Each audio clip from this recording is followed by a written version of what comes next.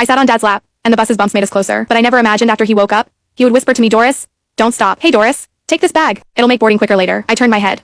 Daniel was handing me a small shoulder bag from behind. As I reached out and took it, he smoothly lifted the bigger, heavier backpack right off my shoulders. Daniel was my stepdad, a gentle, handsome man. He stood a few steps away from me, his forehead covered with a thin sheen of sweat. A few strands of brown hair brushing across the high bridge of his nose. Okay. I raised my hand and gave him the okay sign. Daniel flashed me a huge grin. I turned away and focused on the line, feeling my face burning hot in the sun. It was the last day of our beach trip. That afternoon, we had to catch the long-distance bus back to the city. Summer break was basically over, so the queue was insane. Mom was restless. She kept twisting in place, scanning everywhere for any chance to move forward. Okay, Shelly, relax. We're pretty far up. We should able to. Daniel tried to soothe her, but she wasn't hearing a word. Shut up, she cut in instantly. Can't you see how many people are still in front? What if we don't get seats? This is the last bus today. I glanced back. Daniel shrugged at me helplessly. Unlike chill Daniel, Mom was always wired. I tried to shoot him a sympathetic look, but honestly, his current appearance was too funny to ignore. His tall frame made even those cheap summer shirts and beach shorts look like runway outfits. Right now, though, he was loaded down with all our trip luggage bags hanging from both shoulders. Hands full and he still had that straw hat we bought roadside this morning perched on his head. But I have to say, looking at his athletic build, you'd never guess he wasn't young anymore. Every single time, like now, I'd wonder how my mom ever landed a man like Daniel. He looked like a player who just quit the soccer team. Hey, Doris, you're laughing at me again. Daniel caught my eye and raised a brow. Keep teasing and I'll ask your mom to switch tasks so I can bury you under all these bags. No chance. Mom won't let you. You're too tall. I'm way more flexible, and she couldn't carry this much anyway. Mom added, dead serious. I grinned wide and gave Daniel my full 8-tooth victory smile. Fine, ladies, you win. He raised both hands in surrender. His motion was light, looking like the bags not dragging him down at all.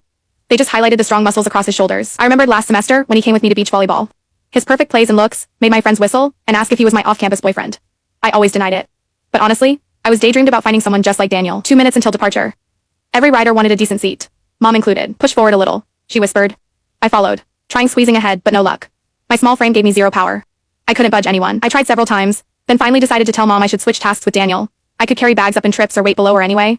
But before I spoke, the crowd surged. The bus hissed like a battle cry. The wall of people that wouldn't move suddenly became a wave, sweeping me off my feet and onto the bus. Doris? Forward? Forward? Mom yelled from behind. Yes. I had no time to look back. I thrust both arms out and tried swimming forward. It was hopeless. I twisted with everything I had, slipping through every tiny gap, but every empty seat vanished the instant I spotted it. After fighting halfway down the aisle, I finally saw 3 free spots near the back. That's it. I dove for them. Right as I sat down, a plump, gray-haired old lady dropped into the seat beside me. I turned, still holding my bag, mouth open, staring at her. So this was the situation. When Daniel and Mom finally reached us, they found me sitting there, frowning. There were only 2 seats left, plus the one I'd saved by tossing my bag back at the last second. The old lady next to me was already dozing. I didn't have time, I muttered. I couldn't exactly ask her to move, she's really old. Mom said nothing, just sighed. Daniel shoved all the luggage onto the rack, then wrapped an arm around her shoulder, and patted twice. It's fine. At least we have 2 seats. We'll squeeze, it won't be long. Okay. Then can you sit in the back with Doris? Huh? Daniel and I spoke at the same time, but Mom's reason left no room for argument. If you two want to squeeze with the carsick one right by the only window, and deal with her vomit whenever it hits, she raised a brow at the window. I surrendered. Fine. I can stand, or, looks like we're squeezing Doris. Daniel was stowing bags overhead. He pointed at the small sign on the ceiling. Long distance bus. No standing. Thank God you're short, or we'd miss this one and catch the next. It would be tomorrow. That'd worse even more. Either way, Daniel and I ended up crammed together on the very last row. Luckily, it was a single seat in the corner, so the 2 of us sitting there didn't look weird. In the stuffy bus, I felt miserable no matter what. I kept shifting, hunting for a better position. Hey Doris, hold on a second. Daniel steadied me, then slid his legs together and stretched them forward. With a gentle lift, he pulled me closer into his arms. Now sit. I let myself slide down a little. It felt much better. I stretched my legs forward and finally cooled off a little. You always loved sitting like this when you were little. Still do, Daniel said with a smile, voice warm against my ear. I leaned my head back and found a comfy spot on his shoulder. A faint lemon soap scent drifted from him. Suddenly sitting there, didn't feel bad at all. Maybe because I'm still as short as I was back then, I mumbled. Daniel pulled out his phone and opened Snake. Wanna play together? He wrapped his arms around me from behind, head resting on top of mine. I shook my head. I'll just watch. So for the next hour, I watched him turn the little snake into a giant python on the screen. My eyelids grew heavy. Sunlight poured through the window, and I drifted off to sleep right there in Daniel's arms. A hard bump woke me. I yawned. My watch said 2 in the afternoon. The bus had gone quiet except for soft snores and engine hum.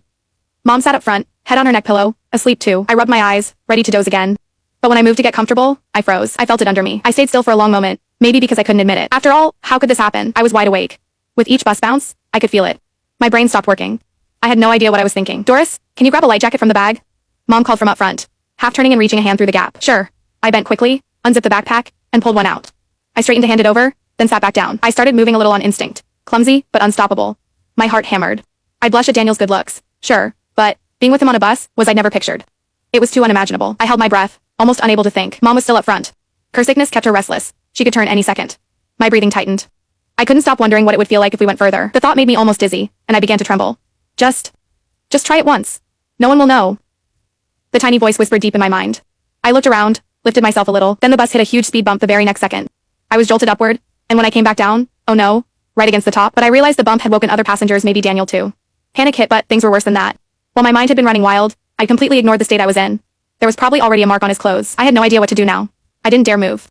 I quietly shifted myself forward, pretending nothing had happened. Maybe I should find something to cover the spot, or wipe it somehow. My mind raced uselessly as I bent to reach for my bag. The next second, Daniel's hand settled on my waist. He stopped my forward shift, and pulled me right back. Doris? He whispered. Don't you hate this layer of fabric?